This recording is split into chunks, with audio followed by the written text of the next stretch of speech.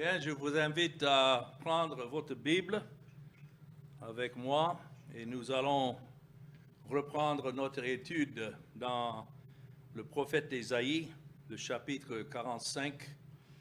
Mon texte pour ce message est à partir du verset 8 jusqu'au verset 21, où nous avons terminé la dernière fois dans le verset 7. Et je voudrais vous parler du Dieu de toute la création. Nous sommes en train de voir différents aspects de Dieu révélés ici dans ce passage, mais nous savons qu'il est souverain sur toutes choses, que ce soit dans la création du monde, que ce soit dans la gouvernance du monde, que ce soit dans le salut, que ce soit dans la condamnation des pécheurs. Mais ici, aujourd'hui, l'accent est sur le Dieu de toute la création. Et nous voyons ça particulièrement à partir du verset 8. Dieu s'adresse à sa création. Il n'y a aucun homme qui peut appeler le vent et dicter où le vent doit souffler. Mais Dieu est un tel Dieu où diriger les nuages, peut-être que l'homme s'imagine qu'il peut diriger de telles choses, mais non, c'est Dieu seul. Nous voyons ça dans le verset 8. Que les cieux répandent d'en haut et que les nuées lassent ou laissent couler la justice. Que la terre s'ouvre, que le salut y fructifie et qu'il en sorte à la fois la délivrance. Moi, l'Éternel, je crée ces choses. Moi, l'Éternel, je crée cette chose. Alors, cela nous montre que Dieu est le Dieu de toute la création. Quand il dit de faire pleuvoir cieux, le grand Dieu décrit dans ce passage comment c'est lui qui apporte la pluie et c'est lui qui détermine aussi les temps de sécheresse. Ça, c'est vrai non seulement dans un sens littéral ou bien naturel, mais particulièrement ici, c'est vrai dans le sens spirituel, littéral. Dieu peut envoyer un déluge du ciel et laisser les cieux déverser sa justice. Telle est son autorité en tant que Dieu. Et en effet, c'est de ça qu'il parle, parce que jusque-là, nous sommes en train de voir comment Dieu a prédit le jugement de Juda par la nation de Babylone. Et maintenant, Dieu est en train de prédire non seulement comment il allait faire tomber sa justice sur cette nation de Juda, mais aussi comment en son temps, comme c'est écrit dans le verset 8, que la terre s'ouvre et que le salut y fructifie. Quand il parle du salut, il parle du moment où, après les 70 ans de captivité en Babylone, il devait faire revenir encore le peuple dans le pays, quoique pendant 70 ans, il semblait que Dieu avait complètement abandonné le peuple de Juda, mais il ne pouvait pas, parce qu'il avait déjà promis depuis Abraham à faire sortir de lui une postérité, c'est-à-dire Christ. Donc c'est pourquoi il ne pouvait pas complètement détruire ce peuple. Et ici, quand il dit que la terre s'ouvre, que ce soit le Dieu des cieux ou le Dieu de la terre, la manière qu'il dirige les armées de la terre, il suscite une armée et dépose l'autre, une nation et l'autre. Ici, c'est une prophétie concernant la manière qu'il allait soulever, susciter un roi de Perse qui s'appelait Cyrus. Nous avons déjà lu de lui et nous continuons à voir ce nom mentionné, mais c'était un roi païen. Mais c'est Dieu qui l'avait suscité et l'avait même appelé son serviteur. Cela nous démontre la souveraineté de Dieu quand on parle de toute la création, même sur les nations de la terre. C'est lui qui dirige toutes choses. Donc, il peut ouvrir les cieux et faire tomber sa justice dans le sens de la condamnation, mais aussi il ouvre la terre et peut envoyer sa bénédiction de toutes parts. Il descend du ciel, il remonte de la terre. Je crois ici, dans le verset 8, même c'est une prophétie de la venue future du Seigneur Jésus-Christ. Parce que quand ça parle là des cieux d'en haut, qui laissent couler la justice, d'où est venue la justice de Dieu sur la terre? C'est venu du ciel. C'est venu dans la personne du Seigneur Jésus-Christ. Et quand c'est écrit, la terre s'ouvre, le Seigneur est venu dans ce monde et il a été semé dans cette terre comme une plante qui devait pousser dans le désert, selon ce qu'Ésaïe 53 nous dit. Donc tout cela, c'est de nous montrer que quel que soit l'état des choses au moment où Ésaïe prophétisait, et que ça semblait être la disette, néanmoins, la promesse ici, c'est que Dieu est souverain.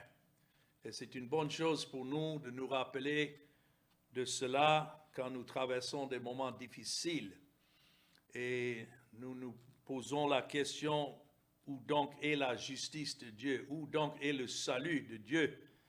Nous pouvons savoir que c'est Dieu qui ordonne toutes choses. Et c'est lui qui apporte le salut et que sa justice jaillit. Le salut et la justice jaillissent ensemble. Il est important de voir que le salut et la justice vont toujours ensemble. Il n'y a jamais de salut tant que Dieu n'exerce sa justice. C'est pourquoi c'était nécessaire que Christ vienne dans ce monde et qu'il accomplisse dans sa vie la justice de Dieu et ensuite rendre le salut à ce peuple pour qui Christ a accompli. Mais Dieu nous dit, l'Éternel, moi l'Éternel, c'est moi qui crée ces choses. Et ça c'est sûr. Maintenant, dans les versets 9 à 10, toujours sur ce thème de Dieu, de toute la création, dans les versets 9 et 10, alors nous voyons la folie de résister à Dieu, le Créateur. Quelle folie pour l'homme de résister. Ici, verset 9 dit, « Malheur à qui conteste avec son Créateur. Vase, parmi des vases de terre, l'argile dit-elle à celui qui la façonne, que fais-tu? Et ton œuvre, il n'a point de main. Malheur à qui dit à son père, pourquoi m'as-tu engendré? Et à sa mère, pourquoi m'as-tu enfanté? » Donc, malheur à celui qui lutte avec son Créateur. Pourtant, c'est ce que nous sommes de nature. Nous sommes des rebelles. On peut toujours montrer de doigt quelqu'un d'autre pour dire « Oh, il se plaint ».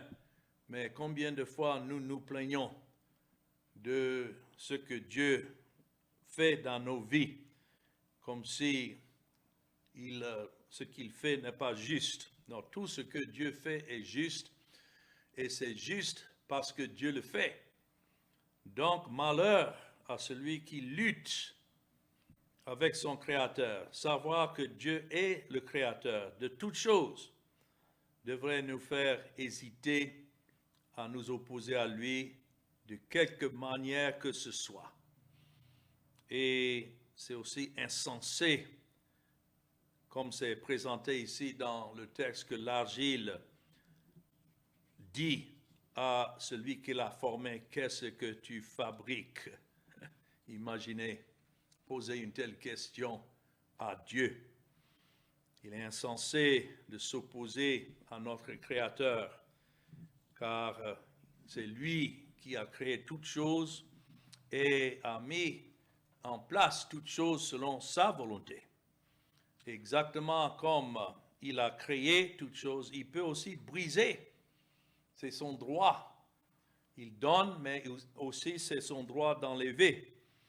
Et s'il est insensé de s'opposer à notre Créateur, depuis qu'il nous a créés, il sait ce qui est le mieux pour nous.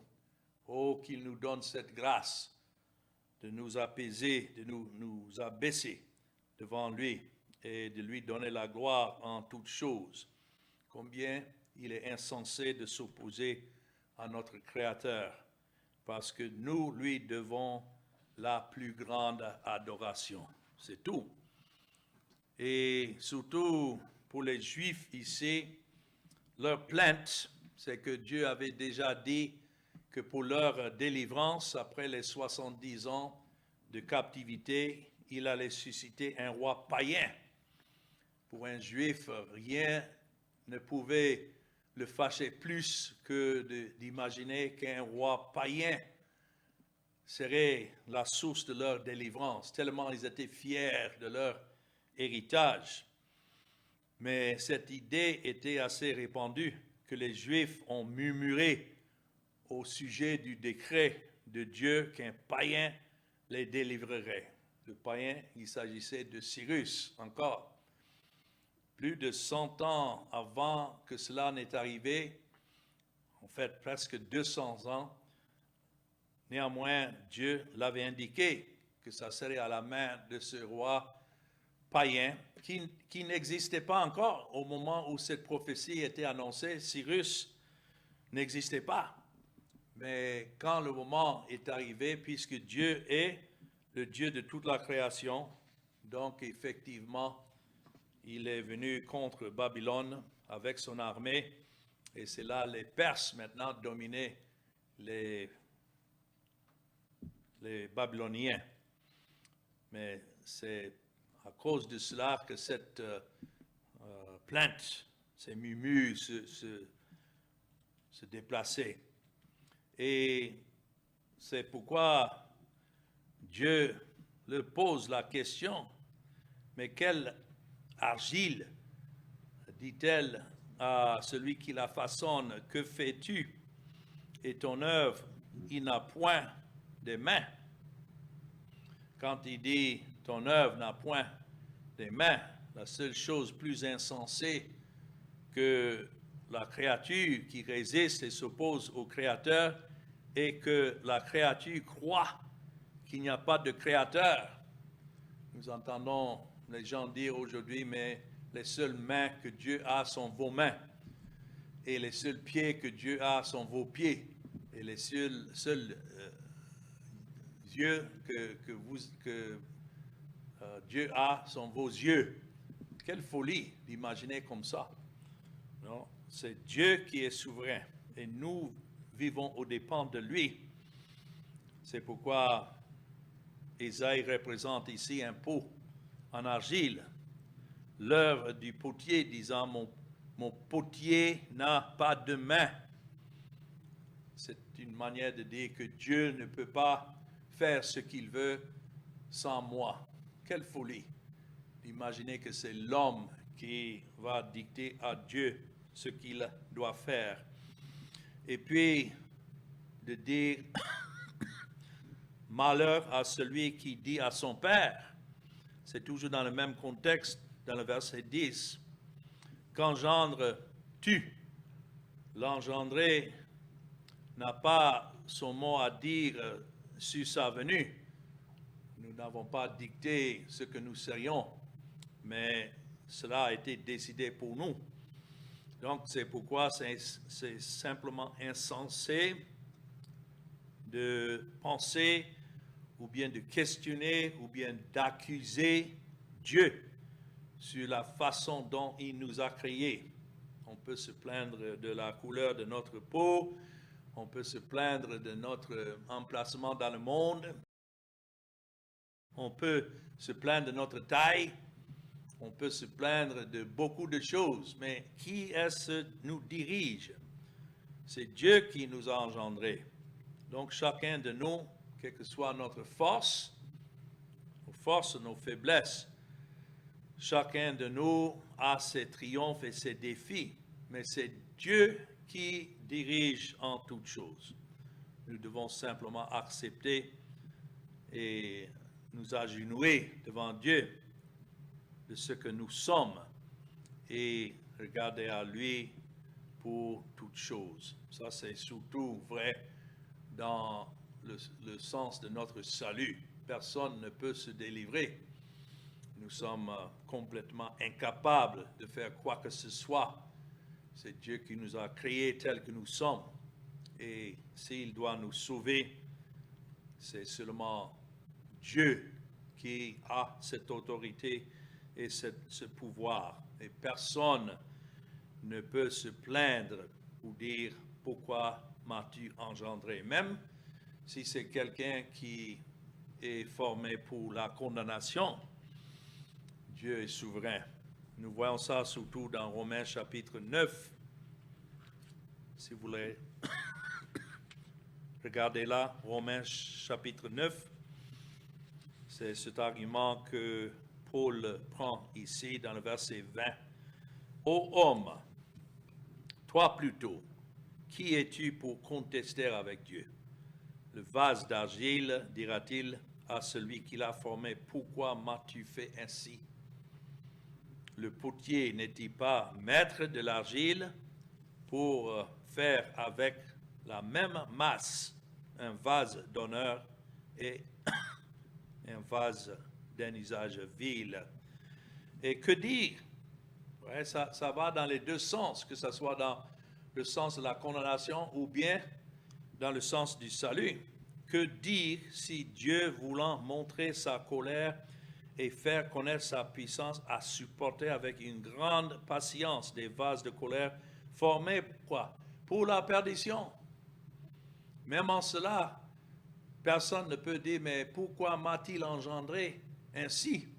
Comme Judas Iscariote, il ne pouvait pas se plaindre d'être un fils de perdition, parce que tout ce qu'il faisait était selon sa propre volonté, mais ce qu'il faisait prouvait qu'il était en fait un fils de perdition.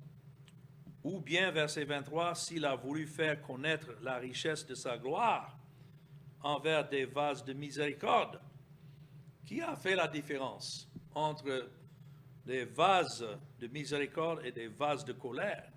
C'est Dieu qui a fait tout cela pour sa gloire. Et c'est écrit qu'il a d'avance préparé pour la gloire. Ça, c'est le Dieu de la création, le Dieu de la Bible. Et peu importe si les gens veulent ou pas qu'il soit Dieu, il est Dieu. Maintenant, revenant dans mon texte, dans Ésaïe 45, à partir du verset 11 à 13, ici nous voyons le Dieu de toute la création, comment il devait susciter Cyrus alors et délivrer son peuple. C'est écrit, ainsi parle l'Éternel, le Saint d'Israël et son Créateur. Veut-on me questionner sur l'avenir, me donner des ordres sur mes enfants et sur l'œuvre de mes mains? C'est moi qui ai fait la terre et qui sur elle a créé l'homme. C'est moi, ce sont mes mains qui ont déployé les cieux et c'est moi qui ai disposé toute leur armée. C'est moi, voilà le nom maintenant, qui ai suscité Cyrus dans ma justice. Rappelons-nous que cela est encore 200 ans dans l'avenir, avant que cela ne devait arriver. Mais pourtant, il cite le nom de Cyrus C'est-à-dire que même le temps arrivé, le nom que les parents de Cyrus lui avaient donné, c'est Dieu qui avait déterminé ce nom d'avance. Ils n'ont pas consulté Dieu. C'est comme nous qui consultent Dieu pour nommer nos enfants. Pourtant, chaque nom que nous donnons, ce nom est soit un élu dont le nom est déjà inscrit dans le livre de l'agneau, ou bien c'est le nom d'un réprouvé qui va vivre, peu importe qu'il soit dans notre famille, grandi dans une famille où l'évangile est apprécié, mais si tel n'est pas un enfant élu de Dieu, donc c'est pour la perdition que vous l'avez nommé. Et c'est Dieu qui détermine tout cela. Ici, il dit, j'aplanirai toutes ses voies. Il rebâtira ma ville, il libérera mes captifs. Sans rançon ni présent, dit l'Éternel des armées. Et c'est effectivement ce qui s'est passé.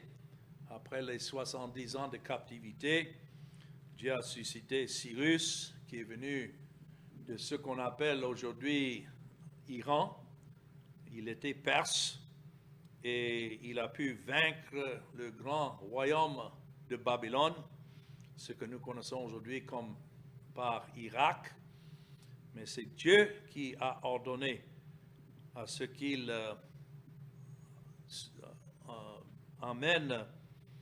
abaisse plutôt le royaume de Babylone, le roi Nebuchadnezzar, et qu'il soit mis au pouvoir. C'est Dieu qui fait tout cela. Et il dit, je dirigerai toutes ses voies en tout ce qu'il devait faire. Cyrus peut-être prenait ses décisions comme roi, imaginant que cela venait de lui, mais ici, c'est clair, c'est Dieu qui dirigeait toutes ses voies. Et il a dit, il construira ma ville et laissera mes exils libres. C'est lui qui allait libérer les captifs. Tout cela, il a fait quand il a donné le décret pour les Juifs de retourner dans le pays d'Israël. C'est au temps de Néhémie que les murailles de la ville étaient reconstruites. C'est aussi au temps d'Esdras, par la main de Zerubbabel, que le temple a été reconstruit. Et tout cela selon les dictées de ce roi païen. Dieu fait ça pour prouver encore qu'il est Dieu de toute la création et qu'il est le Dieu de tout pouvoir, et il utilise qui il veut pour sa gloire. Ceux qui imaginent que Dieu a un petit royaume ici à côté avec son peuple, et voilà, c'est lui qui règne sur ce petit royaume, et puis un jour, maintenant, il va s'occuper du monde. Non, il est déjà le Dieu du monde. Et de la même manière qu'il devait diriger les voies de ce libérateur annoncé, Cyrus, pour faire reconstruire Jérusalem et libérer le peuple de sa captivité dans un pays étranger. C'est de la même manière que Dieu a suscité son Fils, le Seigneur Jésus-Christ, son véritable serviteur, venu dans ce monde pour bâtir son Église, pas une ville physique comme Jérusalem, mais sa Jérusalem spirituelle. Et par l'œuvre de son Fils et sa mort qu'il a accomplie à l'égard de son peuple, voilà, aujourd'hui, Dieu est en train de libérer par-ci, par-là, ceux qu'il a choisis et pour qui Christ a donné sa vie. Et c'est pourquoi il dit de regarder à celui qui est au-dessus de toute la création. Maintenant, dans les versets 14 à 17 de mon texte, nous voyons comment, lorsque l'Éternel se révèle comme le vrai Dieu, les idolâtres se soumettent et le peuple de Dieu est délivré. Qu'est-ce que les idolâtres peuvent faire? Qu'est-ce que les gens du monde, même les plus rebelles, peuvent faire pour empêcher Dieu d'accomplir sa volonté? Rien. Tout être vit aux dépens de lui. Donc ici, verset 14, dans mon texte d'Isaïe 45, « Ainsi parle l'Éternel, les gains de l'Égypte et les profits de l'Éthiopie et ceux des Sabéens à la taille élevée passeront chez toi et seront à toi. Ces peuples marcheront à ta suite, ils passeront enchaînés, ils se prosterneront devant toi et te diront en suppliant, c'est auprès de toi seulement que se trouve Dieu, et il n'y a point d'autre Dieu que lui. Mais tu es un Dieu qui te cache, Dieu d'Israël, sauveur. Ils sont tous honteux et confus, ils s'en vont tous avec l'ignominie, les fabricateurs d'idoles. C'est par l'Éternel qu'Israël obtient le salut. Un salut éternel. Vous ne serez ni honteux ni confus jusqu'à dans l'éternité. Là, certainement, dans le verset 17, il parle d'Israël spirituel. Le peuple de Christ. Christ est le véritable Israël. Et le salut qu'il a obtenu pour son peuple est un salut éternel. Mais ici, quand il décrit les ennemis auparavant d'Israël qui devaient maintenant marcher derrière eux et passer enchaînés, de la même manière qu'Israël a été emmené en captivité au moyen d'un déplacement forcé, de même, Dieu dit ici, le jour devait venir qu'Israël serait suprême par les nations et devait les conduire comme il lui plaira et à l'Éternel. Ça, c'est passé lorsque le Seigneur a rétabli le peuple d'Israël encore dans le pays après les 70 ans de captivité. Et ceux-là qui étaient auparavant ennemis devaient se prosterner devant Israël et confesser en fait que Dieu était parmi eux. Et la soumission de ces nations à Israël s'est passée effectivement à cette époque entre leur libération de captivité en Babylone jusqu'au temps de la venue de Jésus-Christ.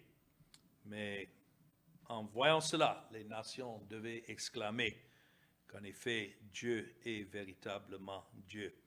Et il est le Dieu qui se cache, c'est écrit là. Ce n'est pas que Dieu se cache du pécheur qui le cherche, mais c'est Dieu qui doit se révéler pour que les pécheurs le cherchent. Autrement, personne ne pouvait savoir où il est, tellement il est grand et suprême en toutes choses. Donc, voilà le Dieu qui est le véritable Dieu. Et puis, les versets 18 à 21, c'est là encore, nous voyons comment l'Éternel déclare sa grandeur et encore la folie de l'idolâtrie. Rappelons-nous que l'idolâtrie, c'est une idée que l'homme se forme dans sa pensée concernant Dieu, mais qui n'est pas conforme à ce que Dieu révèle dans les Écritures. Dans ce sens-là, il faut dire que tous sont des idolâtres, sauf ceux que Dieu, par sa grâce, a pu révéler Christ en eux. Donc, ici dans le verset 18, « Car ainsi parle l'Éternel, le Créateur des cieux, notons, le seul vrai Dieu. » Peu importe qu'il y ait beaucoup qui sont appelés Dieu, nous savons qu'il n'y a qu'un seul vrai Dieu qui a formé la terre, qui l'a faite et qui l'a affermi, qu'il a créé pour qu'elle ne fût plus ou bien pas déserte. qui l'a formée pour qu'elle fût habitée. Je suis l'Éternel et il n'y en a point d'autre. Je n'ai point parlé en cachette dans un lieu ténébreux de la terre. Je n'ai point dit à la postérité de Jacob, cherchez-moi vainement. Moi, l'Éternel, je dis ce qui est vrai, je proclame ce qui est droit. Assemblez-vous et venez approcher ensemble, réchapper des nations. Ils n'ont point d'intelligence, ceux qui portent leur idole de bois et qui invoquent un Dieu incapable de sauver. Déclarez-le et faites-les venir, qu'ils prennent conseil les uns des autres. Voilà pourquoi je dis que la plupart aujourd'hui sont des idolâtres, parce qu'ils sont en train d'invoquer un Dieu, notons un petit D, incapable de sauver, un Dieu qui dépend de l'homme pour l'aider à accomplir ce qu'il veut faire. Et ça, c'est ce que nous voyons dans ce qu'on appelle le christianisme aujourd'hui. Les gens se réunissent pour prier parce qu'ils pensent que par leur fréquente prière, que Dieu va les exaucer. Pauvres de Dieu. Mais ça, ce n'est pas le Dieu de la Bible. Quand c'est écrit, car ainsi parle l'Éternel, dans le verset 18. Ainsi parle le Seigneur, le souverain, qui a créé les cieux. Et par simple répétition, ici, Isaïe nous le fait prendre conscience virtuellement que Dieu est notre Créateur et que nous avons en lui toute obligation en tant que notre Créateur. C'est en lui que nous vivons et que nous avons notre être. Et ceux qui lui appartiennent, il ne les a pas créés en vain et nous a formés pour rien. C'est pourquoi il dit là dans ce passage que ce n'est pas comme à Jacob, il dit dans le verset 19, il n'a point dit à la postérité de Jacob, qui représente là les élus, cherchez-moi vainement. Je sais qu'il y a beaucoup qui trouvent dans cette doctrine de la souveraineté de Dieu une raison de ne pas chercher Dieu, parce qu'ils disent non, mais si je le cherche et je ne suis pas élu, alors pourquoi le chercher? Mais nous savons que personne ne peut chercher Dieu en vérité si ce n'est Dieu lui-même qui ne l'attire. Et il n'y a aucune promesse dans la Bible adressée à ceux qui sont le peuple de Dieu de venir à Christ, que lorsque le pécheur vient, trouve que Dieu n'est pas ce qu'il dit. Il est tout ce qu'il dit. Et quand il dit de venir, c'est lui qui donne l'ordre de venir. Quand nous entendons, si nous sommes enfants de Dieu, les paroles de Christ, venez à moi, vous tous qui êtes fatigués, chargés, et je vous donnerai du repos. Je ne connais aucun qui n'ait jamais cherché le Seigneur Jésus qui l'avait cherché en vain. Non, c'est parce que c'est Christ lui-même qui l'attire, un tel pécheur. Alors ça, c'est vraiment une promesse ici. Quand il dit, je n'ai point dit, verset 19, à la postérité de Jacob, cherchez-moi vainement. Moi, l'Éternel, je dis ce qui est vrai, je proclame ce qui est droit. Alors, c'est une bonne chose pour nous, c'est une grâce pour nous de savoir que tout ce que Dieu ordonne, surtout lorsqu'il appelle des pécheurs à lui-même, qu'il avait déjà donné à son Fils depuis avant la fondation du monde et pour qui Christ est venu mourir sur la croix. Comment ceux-là peuvent alors le chercher en vain? Impossible. Et c'est pourquoi nous n'avons pas d'autre confiance que lui. Nous savons que Dieu est un Dieu juste, bien sûr, et s'il nous avait ordonné à la condamnation, il serait juste en cela. Mais oh, quelle grâce de savoir que, étant un Dieu juste, en même temps, il est aussi le Sauveur. Et c'est pourquoi il dit dans le verset 21, « Déclarez-le et faites-les venir, qu'ils prennent conseil les uns des autres. » Ça, c'est un appel aux opposants à ce message de la souveraineté de Dieu et de sa grâce. Mais nous savons que tout ce qu'il a ordonné, il fait pour sa gloire, et aussi dans son amour, le fait qu'il sauve même un pécheur. Ça, c'est déjà la preuve de son amour, mais le fait qu'il y a une multitude de pécheurs pour qui Christ est venu et payer la dette, oh, quelle grâce qu'il y a. Et nous ne pouvons que pousser des cris de joie envers lui pour son grand amour et pour sa justice accomplie par le Seigneur Jésus-Christ. Et c'est en lui alors que nous mettons notre confiance. Je remercie le Seigneur que nous n'avons pas un petit Dieu incapable de sauver, mais c'est lui qui donne le cri vers lui, et puis c'est lui qui attire vers lui ceux qu'il a ordonnés au salut. Alors que son nom soit béni. Amen.